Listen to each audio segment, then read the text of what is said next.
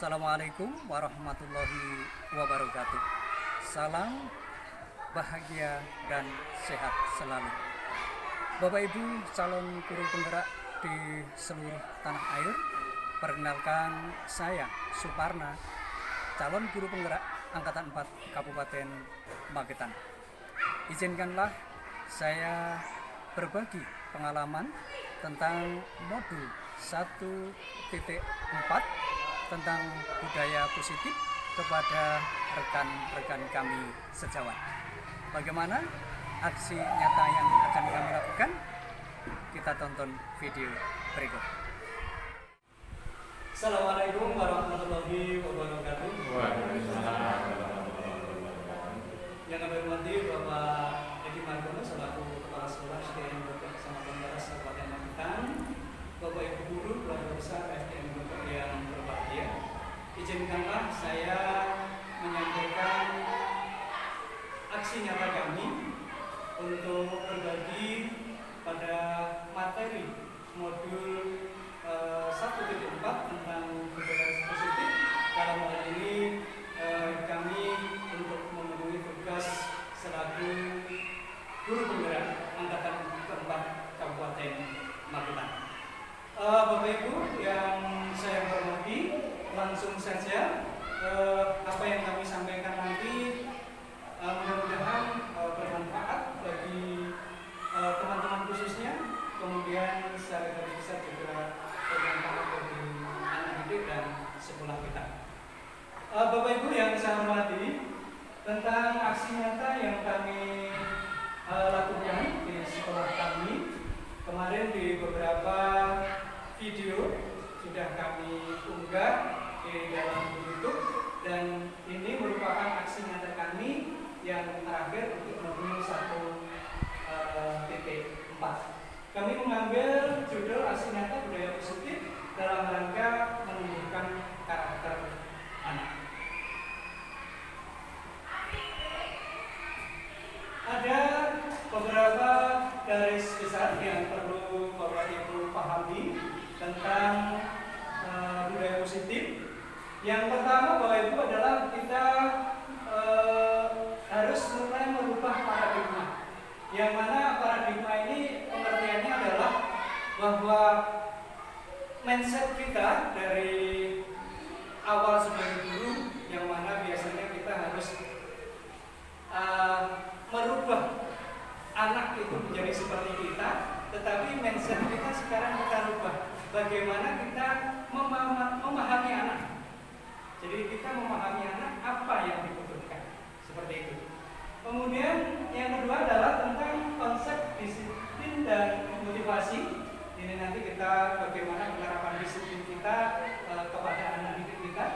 Kemudian yang kedua, dalam rangka mewujudkan anak yang berkarakter, kita harus nanti membuat satu keyakinan kelas. Kemudian selanjutnya kita juga harus mengetahui dan memahami kebutuhan dasar apa yang dibutuhkan oleh anak. Selanjutnya kita juga harus mengerti apa yang dimaksud dengan 5 posisi kontrol, dan yang terakhir adalah tentang penerapan segitiga restitusi. Baik Bapak Ibu sekalian, kita bahas satu persatu. Yang pertama adalah perubahan paradigma. Untuk membangun satu budaya yang positif, kita perlu merubah dari paradigma stimulus respon, kita rubah kepada pendekatan teori kontrol. Dan ini langsung kita buatkan beberapa contoh yang mana yang pernah kita lakukan kalau stimulus respon itu adalah kita mencoba mengubah orang lain agar berpandangan sama seperti kita. Jadi biasanya dulu kita anggap anak itu seperti bejana kosong, kita isi dengan apa yang kita inginkan. Jadi guru seolah-olah sebagai sumber ilmu, jadi anak-anak kita kita isi dengan materi sesuai kita. Tapi sekarang kita rubah paradigma itu bahwa semua perilaku manusia itu pada dasarnya adalah memiliki tujuan. Jadi kita lebih demokratis lah, seperti itu. Kemudian yang kedua, perilaku buruk biasanya dilihat sebagai satu kesalahan. Jadi kalau kita melihat anak berperilaku yang tidak baik, itu biasanya kita langsung mengatakan hal itu adalah salah, begitu Bapak Ibu. Nah ini kita rubah bahwa kita berusaha memahami pandangan orang lain tentang dunia. Dunia itu adalah luas, jadi kita harus lebih demokratis seperti yang kita katakan ini Pak. Kemudian orang lain bisa mengontrol saya, tetapi hanya Anda yang bisa mengontrol diri Anda. Kemudian berikutnya, saya bisa mengontrol orang lain, tapi Anda tidak bisa mengontrol orang lain.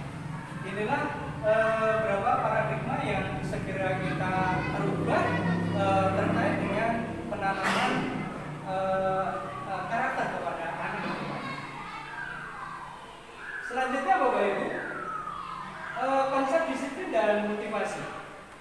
Disiplin artinya adalah belajar, dan merdeka belajar ini diartikan bahwa sekolah, guru, dan murid itu diberi kebebasan dalam berinovasi dan bertindak dalam kegiatan proses belajar mengajar.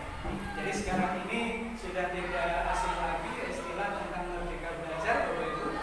Jadi kadang-kadang kita salah mendefinisikannya apa itu merdeka belajar, tapi dari sini kita lebih memahami bahwa ternyata merdeka belajar itu adalah sekolah, guru, dan anak didik kita diberi satu kebebasan untuk berinovasi dalam proses belajar mengajar. Karena sekarang eranya sudah berubah Bapak Ibu, dari kita dulu secara manual, sekarang sudah berbasis IT. Jadi anak-anak itu tidak hanya belajar lewat guru, tetapi sekarang informasi dari media digital itu sudah sangat banyak sekali. Makanya kita sebagai guru juga harus selalu berubah Bapak Ibu ya, selalu berinovasi sesuai dengan zamannya. Jadi sekarang itu seperti yang disampaikan Ki Hajar Dewantoro bahwa pendidikan itu adalah kita harus selalu belajar dan belajar sesuai dengan kodratnya, yaitu kodrat zaman dan kodrat alam. Kodrat zaman itu sesuai zamannya, kemudian kodrat alam itu sesuai dengan lingkungan di mana kita berada. Nah sekarang untuk menciptakan murid yang merdeka Bapak Ibu, syarat utamanya adalah kita harus menanamkan satu disiplin yang kuat kepada anak. Nah disiplin yang dimaksud adalah disiplin diri Bapak Ibu, atau dengan istilah motivasi secara internal, jadi motivasi dari dalam diri anak sendiri. Jika tidak memiliki motivasi internal, maka kita harus memerlukan pihak lain untuk mendisiplinkan kita atau mendisiplinkan anak. Jadi pada dasarnya kita selalu memerintahkan kepada anak untuk disiplin, tetapi kalau hanya dari luar itu kurang menenang Bapak Ibu. Nah itu yang perlu kita tekankan adalah menanamkan disiplin dari dalam diri anak itu sendiri. Untuk selanjutnya Bapak Ibu, sebagai pendidik yang harus kita lakukan adalah menciptakan anak-anak yang memiliki disiplin diri sehingga mereka bisa berperilaku dengan mengacu pada nilai-nilai kebajikan universal dan memiliki motivasi intrinsik, bukan motivasi ekstrinsik. Jadi kembali ke dalam diri anak. Nah, dalam rangka nanti wujudnya beberapa disiplin Bapak Ibu, sebelumnya kita harus mengetahui 3 perilaku manusia. Jadi pada dasarnya manusia ini berperilaku ataupun bertingkah laku itu ada 3 hal. Yang pertama adalah menghindari ketidaknyamanan atau hukuman. Jadi anak itu melakukan sesuatu itu karena ketidaknyamanan atau karena ada hukuman. Jadi misalkan kamu tidak boleh misalkan membuang sampah di sembarang tempat. Nah ini dia akhirnya anak itu melakukan membuang sampah pada tempatnya. Nah ini karena menghindari ketidaknyamanan ataupun hukuman. Seperti itu. Kemudian yang kedua, untuk mendapatkan imbalan atau penghargaan dari orang lain.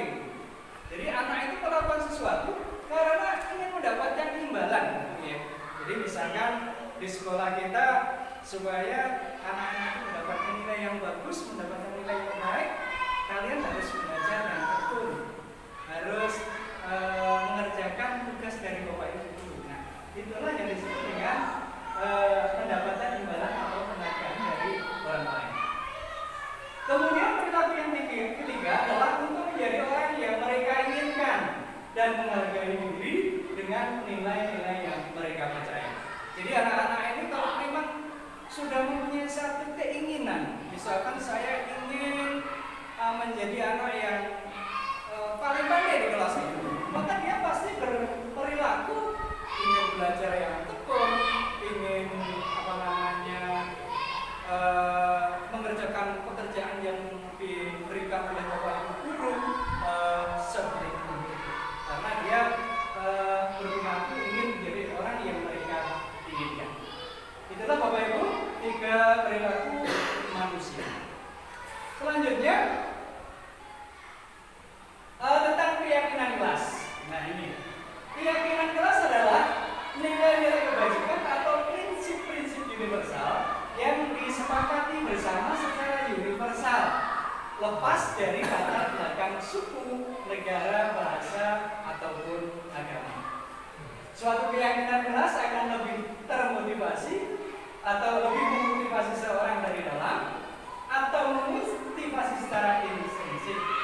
Seseorang akan lebih tergerak dan bersemangat untuk menjalankan keyakinannya daripada hanya sekedar mengikuti serangkaian peraturan. Nah, ini Bapak Ibu. Kita sekarang sedikit lebih mengetahui hal yang baru, karena biasanya kita itu bertanya-tanya apa tuh keyakinan kelas gitu. Jadi selama ini mungkin di beberapa Bapak Ibu belum begitu familiar istilah ini, tapi pada kesempatan ini kami berusaha untuk sedikit menjelaskan tentang apa itu keyakinan kelas. Sekarang ada peraturan kelas dan ada keyakinan kelas Bapak Ibu. Sementara ini yang ada di kelas-kelas kita, yang ada di sekolah kita, itu adalah peraturan kelas atau peraturan sekolah. Nah sekarang yang ditekankan adalah keyakinan kelas. Nah mengapa sekarang kok keyakinan kelas tidak peraturan kelas? Perlu sedikit saya menyampaikan Bapak Ibu bahwa peraturan kelas itu biasanya dibuat atas beberapa kepentingan. Contohnya saja, misalkan peraturan sekolah kita yang kita buat itu ada dasar kepentingan mungkin dari Bapak Ibu guru atau mungkin juga kepentingan sekolah secara garis besar. Satu contoh saja, tadi misalkan anak-anak berangkat dari jam 7 masuk kelas. Nah ini satu peraturan yang sudah ada di sekolah kita, dan anak-anak harus masuk jam itu juga. Dan ini yang punya kepentingan adalah pihak Bapak Ibu guru ataupun lembaga tersebut. Ini. Tapi beda dengan keyakinan kelas Bapak Ibu ya. Terus contoh lagi misalkan mengapa kita harus pakai masker? Kita harus pakai masker. Nah ini kan ada aturannya. Semua anak atau semua siswa ataupun Bapak Ibu guru selama pandemi harus pakai masker. Ini adalah satu peraturan Bapak Ibu. Tapi sebenarnya apa yang kita dapat? Kita peroleh dari aturan itu. Yang kita dapat adalah apa intinya? Tentang kesehatan Bapak Ibu ya. Jadi kita pakai masker itu karena kesehatan.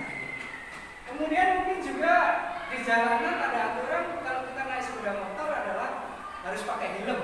Nah, itu aturannya seperti itu. Tapi apa yang nilai yang ada di dalam itu bukan memakai helmnya, tapi adalah keselamatan. Begitu Bapak. Nah di sini untuk lebih jelasnya, mengapa kita buat keyakinan kelas dan tidak peraturan kelas? Pada dasarnya adalah bahwa peraturan kelas itu dibuat atas dasar kepentingan dan di dalamnya ada aturan dan sekaligus sanksi atau hukuman. Jadi tadi katakan kalau misalkan tidak pakai helm ada sanksinya. Kalau tidak pakai masker pasti ada sanksinya. Kalau nanti kita misalkan anak-anak tidak masuk jam 7, masuk kelas pasti ada sanksi. Itu adalah aturan. Nah, sekarang bedanya dengan keyakinan, ya. Dengan keyakinan. Keyakinan itu tumbuh, ya, tumbuh dari dalam diri anak, ya, dalam diri anak, dan sifatnya adalah satu nilai kebajikan, Bapak Ibu. Dari satu nilai kebajikan. Contoh tadi di depan, misalkan anak-anak harus masuk jam 7 pagi. Itu nilai kebajikan yang ada di dalamnya apa, Bapak Ibu? Nilainya adalah tentang kedisiplinan. Jadi nilai kebajikannya adalah disiplin, gitu Bapak Ibu.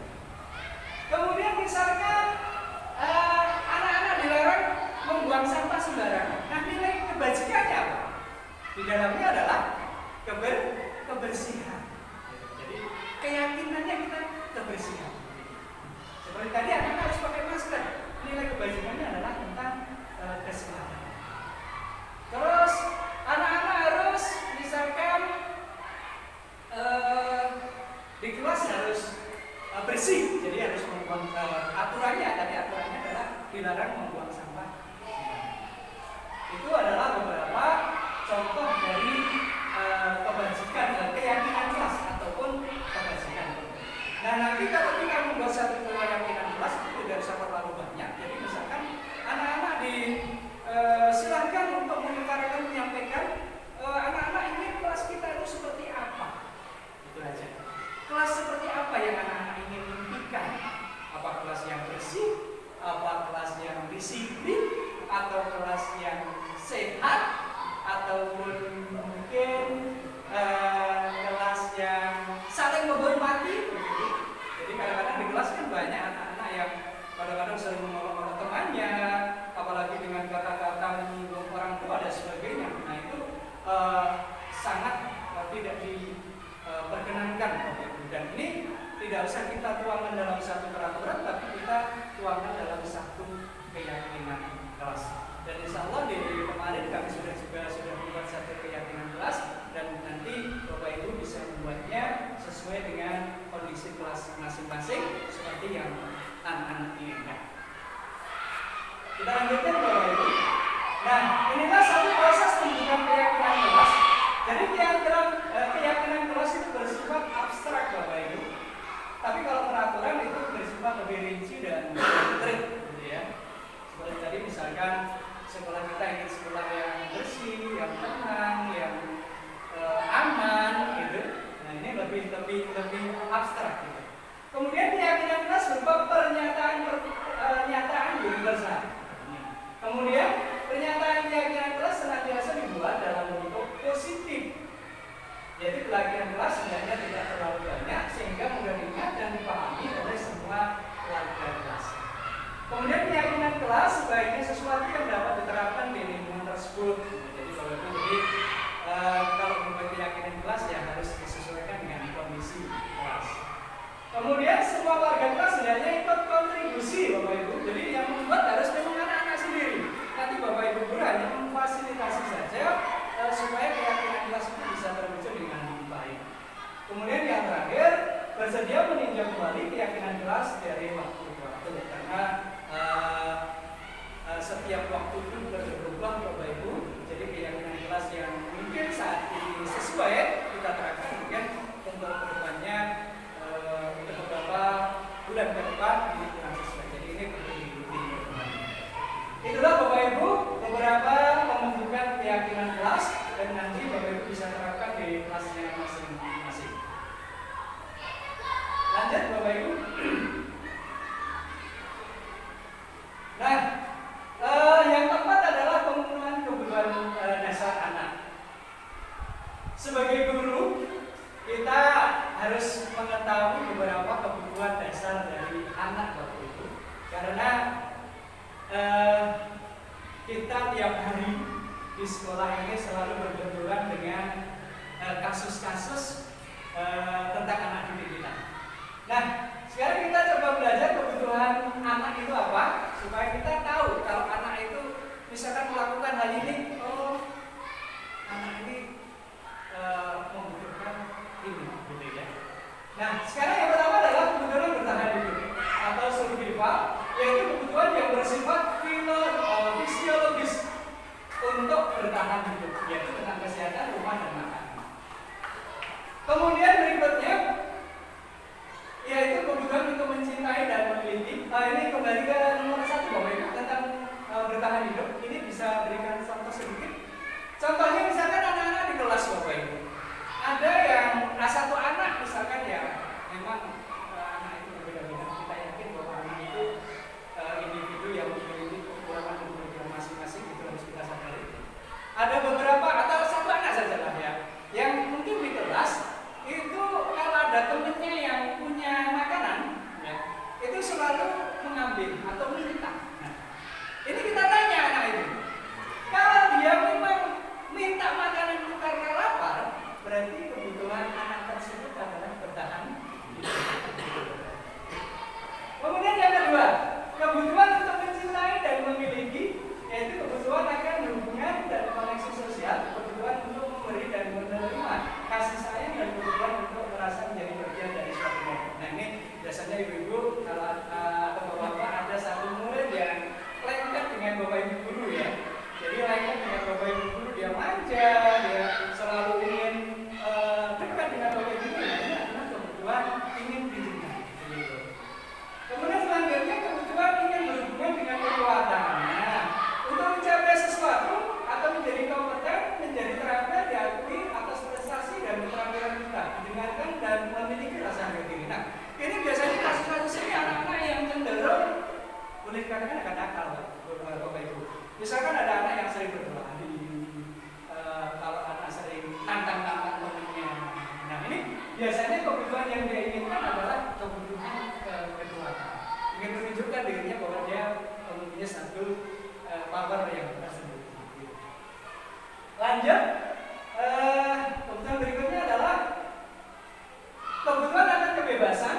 Ini adalah kemandirian, berkomitmen, memiliki pilihan, dan mampu menggadaikan arah hidup seseorang, senang mencoba hal baru. Nah ini anak-anak yang boleh dikatakan kreatif Bapak Ibu ya. Jadi dia anak itu sering mencoba hal-hal baru. Misalkan kalau ada hal baru dia ingin mencoba, ingin melakukan. Nah ini adalah kebutuhan akan kebebasan. Dan yang terakhir adalah kebutuhan tentang kesenangan. Nah kebutuhan untuk merasa senang, ini kebutuhan untuk mencari kesenangan, bermain dan tertawa. Dan ini nanti lebih konkretnya akan memberikan satu contoh. Nah ini contoh kasus Bapak Ibu. Ibu Ambar, guru wali kelas 2 di SD Pelita Hati, sedang bingung menghadapi ulah salah satu murid di kelasnya. Doni, namanya ini Doni. Beberapa anak di kelas 2 telah datang padanya dan mengeluhkan Doni yang seringkali meminta bekal makan siang mereka dengan paksa. Jika Anda menghadapi sesuatu seperti Bu Ambar, apa yang akan Anda lakukan? Nah, menurut Anda kira-kira apa alasan Doni melakukan hal tersebut? Nah ini, kalau tadi yang saya contohkan di depan, kalau Doni misalkan ditanya Bapak Ibu, dia sering ngambil makanan temannya karena lapar, berarti dia kebutuhannya adalah iya, kebutuhan untuk hidup. Tapi kalau ditanya misalkan, Doni, kamu ngapa mengambil makanan? Alasanmu apa? Karena begini Bapak, misalkan saya bosan Bapak Bu, karena mama itu di rumah selalu membawakan makanan yang itu aja. Saya ingin mencoba yang lain. Dia usir mengambil makanan temannya. Nah ini Bapak Ibu? Mungkin bisa kembali ke tadi tentang kebutuhan anak tadi. Mungkin alasannya sudah berbeda. Jadi kalau anak itu alasannya karena bosan, ya karena bosan dengan makanan yang sudah dibawakan oleh ibunya, berarti ini khususnya tidak bertahan hidup, tapi sudah apa? Komposisi apa yang atas tadi Bapak Ibu? Iya, kebutuhan adalah kekuatan, ya kekuatan untuk pokok. Tapi kalau ditanya lagi Bapak Ibu, alasannya karena kalau dia mengambil makanan temannya, dia ingin melihat temannya yang diambil makannya tadi menangis, terus senang, ya, karena dia melihat temannya itu menangis, dia senang. Melihat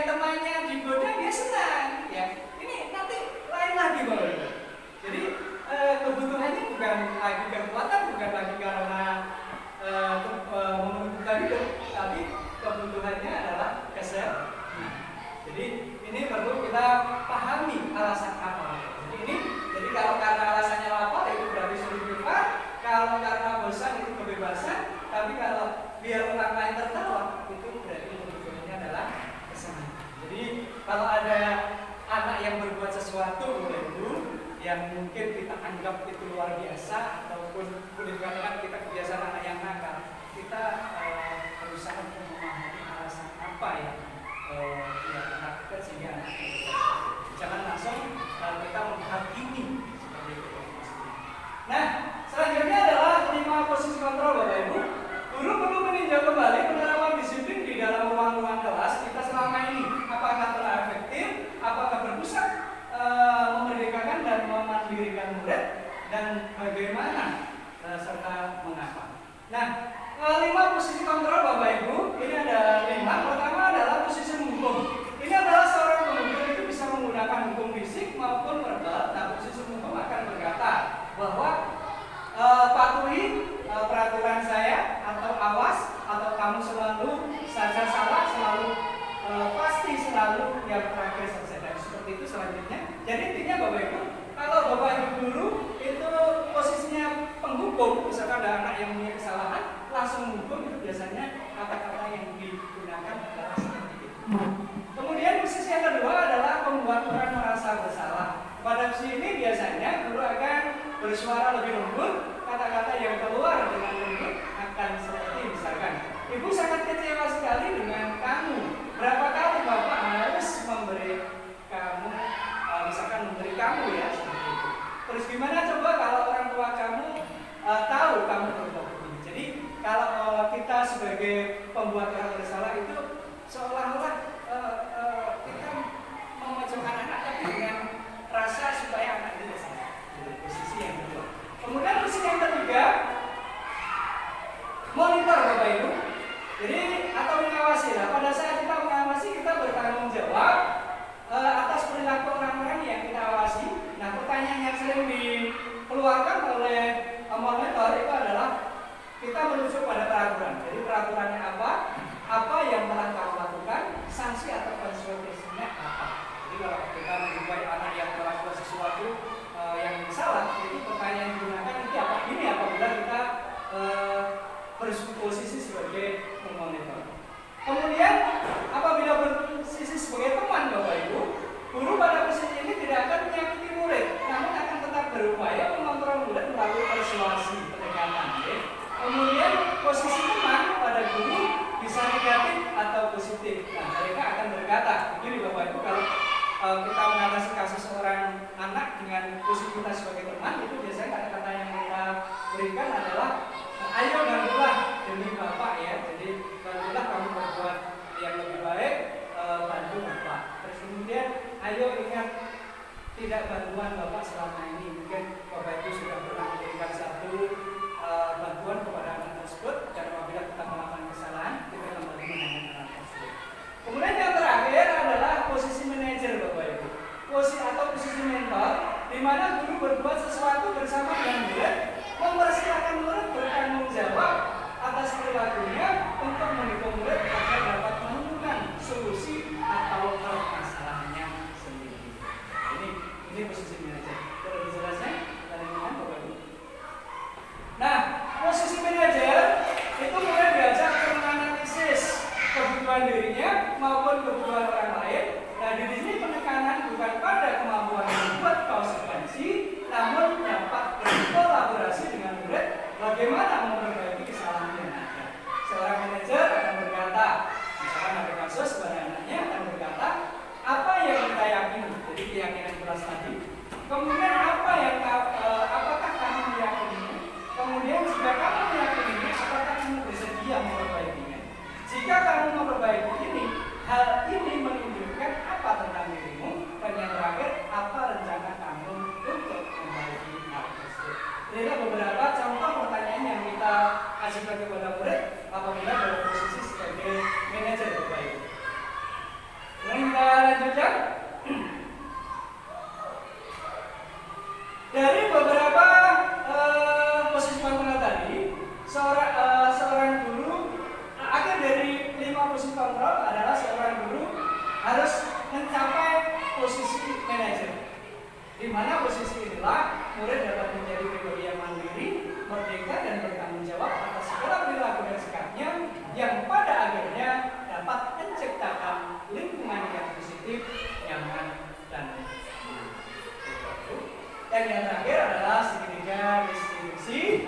Apa yang dimaksud segitiga restitusi adalah sebuah cara menanamkan disiplin positif pada murid.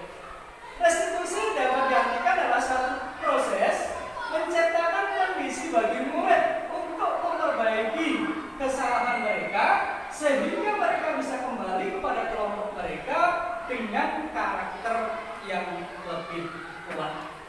Restitusi juga bisa diartikan proses kolaboratif yang mengajarkan murid untuk mencari solusi untuk masalah dan membantu murid berpikir tentang orang seperti apa yang mereka inginkan dan bagaimana mereka harus memperlakukan orang lain. Restitusi juga memberi murid menjadi lebih memiliki tujuan, disiplin positif, dan memulihkan dirinya setelah berbuat salah. Penekanannya bukanlah pada bagaimana berperilaku untuk menyenangkan orang lain atau menghindari ketidaknyamanan, namun tujuannya adalah menjadi orang yang menghargai nilai-nilai kebajikan yang mereka percayai. Melalui restitusi, ketika murid berbuat salah, guru akan menanggapi dengan cara yang memungkinkan murid untuk membuat evaluasi internal tentang apa yang dapat mereka lakukan untuk memperbaiki kesalahan mereka dan mendapatkan kembali harga dirinya. Tentunya restitusi menguntungkan korban, tetapi juga menguntungkan orang yang telah berbuat salah. Kemudian cirinya apa restitusi? Yang pertama adalah restitusi itu bukan menebus kesalahan, namun untuk belajar dari kesalahan. Yang kedua, restitusi itu adalah memperbaiki hubungan. Yang ketiga, restitusi adalah tawaran, bukan paksaan. Yang keempat, restitusi menuntut untuk melihat ke dalam diri. Yang kelima, restitusi mencari kebutuhan dasar yang mendasari tindakan. Kemudian restitusi diri adalah cara yang paling baik. Kemudian restitusi fokus pada karakter bukan tindakan. Dan yang berikutnya, restitusi menguatkan, dan restitusi bukan pada solusi restitusi mengembalikan murid yang berbuat salah kembali pada kelompoknya. Inilah beberapa ciri restitusi. Ini adalah tiga sisi segitiga restitusi dalam kelas, yaitu di dalamnya ada menstabilkan identitas, kemudian validasi tindakan yang salah, kemudian menanyakan keyakinan. Dan insya Allah ini sudah kami praktekkan kemarin Bapak Ibu. Waktu ada anak-anak kita yang punya kasus, saya mengangkat dua kasus. Yang pertama adalah kasus anak yang sering bermain di kelas lain pada jam istirahat. Kemudian kasus yang kedua adalah anak-anak yang setiap kali berada di dalam kelas tangannya nggak bisa berhenti memukul-mukul meja untuk memainkan tangannya seperti musik. Dan ini kami lakukan dengan restitusi penyelesaiannya. Dan dari anak yang mempunyai hanya menyelesaikan masalah murid, tetapi lebih mencari jalan keluar yang baik yang akan dilakukan oleh anak. Ini ada salah satu kasus, Bapak. Kemarin itu ada salah satu kasus, misalkan ada anak kita berkelahi di lapangan, kemudian saat berkelahi ada bajunya ditarik dan kancing bajunya terlepas. Dan anak yang bajunya terlepas ini tidak terima karena kancing bajunya terlepas nanti takut dimarahi bapak ibu, dimarahi orang tuanya. Kemudian anak yang menarik baju ini juga tidak terima karena dia merasa tidak bersalah dan merasa dia benar, begitu bapak ibu. Nah, dari kasus tersebut akhirnya diselesaikan oleh satu bapak ibu bagaimana supaya menyelesaikan masalah tersebut dengan posisi manajer seperti itu. Dan akhirnya begitu bapak ibu, anak itu bisa didamaikan dengan beberapa pertanyaan yang ada di posisi manajer. Dengan kata lain, anak yang menarik baju tadi bapak ibu diberi pertanyaan, apakah kamu sanggup mengganti kancing baju yang lepas? Anak itu menjawab, tidak bisa bapak ibu, saya tidak bisa. Dan mengapa tidak bisa? Karena saya nggak bisa menjahit. Nah, akhirnya bapak ibu guru itu memberikan pertanyaan lagi, apakah kamu mau saya beri pelajaran untuk menjahit? Karena saya bisa bapak ibu.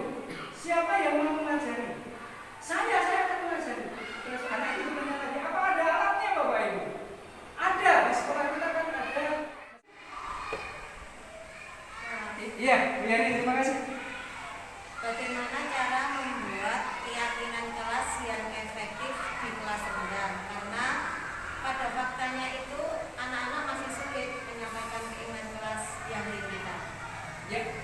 pertanyaan yang luar biasa.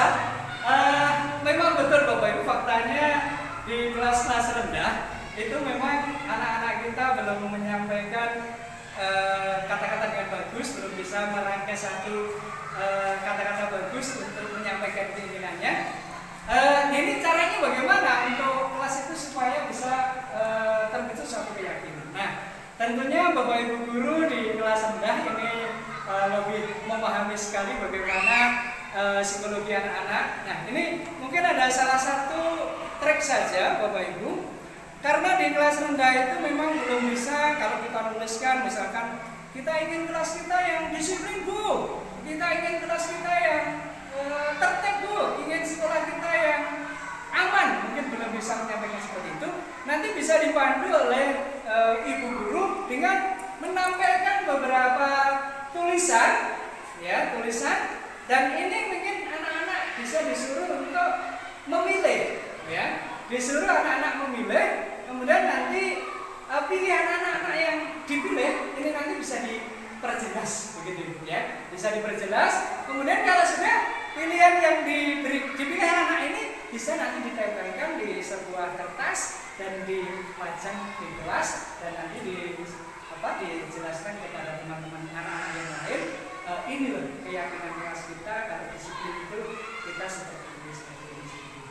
Kurang lebih seperti itu Bu, untuk bagaimana kita menerapkan satu keyakinan kelas di kelas rendah. Terima kasih Bapak Ibu, aksi nyata yang kami lakukan. Mohon maaf atas segala kekurangan dan mudah-mudahan bermanfaat. Akhirnya, wassalamualaikum warahmatullahi wabarakatuh. Bye-bye.